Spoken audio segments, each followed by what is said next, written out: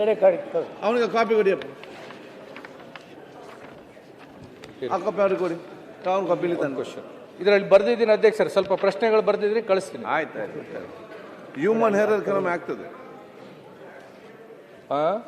ಮಾನ್ಯ ಸಚಿವರೇ, ಮಾನ್ಯ ಅಧ್ಯಕ್ಷರೇ, ಈಗಾಗಲೇ ನಾನು ನನ್ನ ಕ್ಷೇತ್ರದ ಆಹಾರ ಪೂರೈಕೆಯಲ್ಲಿ ಆಗ್ತಕ್ಕಂಥ ವ್ಯತ್ಯಾಸಗಳ ಬಗ್ಗೆ ಮಾನ್ಯ ಸಚಿವರಿಗೆ ಪ್ರಶ್ನೆ ಕೇಳಿರ್ತಕ್ಕಂಥದ್ದು. ನನಗೆ ಅಧಿಕಾರಿಗಳು ಕೊಟ್ಟಿರ್ತಕ್ಕಂಥದ್ದು ಏನಿದೆ ಅಂತಂದರೆ, ಕೇವಲ ನನ್ನ ಕ್ಷೇತ್ರದಲ್ಲಿ 8 ಜಿಲ್ಲಾ ಪಂಚಾಯತ್ ಬರುತ್ತೆ, ಕೇವಲ 4 ಜಿಲ್ಲಾ ಪಂಚಾಯತಿಗೆ ಮಾತ್ರ ಏನಂತಂದ್ರೆ ಸೀಮಿತಗೊಳಿಸಿದ್ದಾರೆ. 55 ತಾಂಡಗಳು ಬರುತ್ತೆ, ಕೇವಲ 23 ತಾಂಡಗಳಿಗೆ ಮಾತ್ರ ಉತ್ತರ ಕೊಟ್ಟಿದ್ದಾರೆ.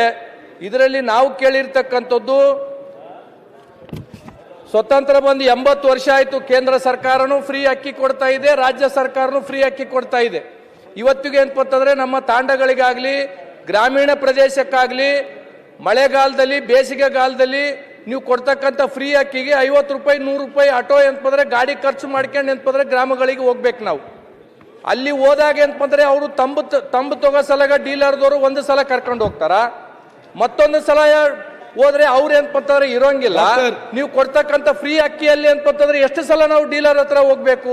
ಇವತ್ತಿಗೂ ನನ್ನ ಕ್ಷೇತ್ರದಲ್ಲಿ ನನ್ನ ಜಿಲ್ಲೆಯಲ್ಲಿ ಯಾವ ಗ್ರಾಮೀಣ ಪ್ರದೇಶದಲ್ಲಿ ಸಹ ಫುಡ್ ಗ್ರೇನ್ ಏನಂತಂದ್ರೆ ಗ್ರಾಮೀಣ ಪ್ರದೇಶಕ್ಕೆ ಹೋಗಿ ಕೊಡಂಗಿಲ್ಲ.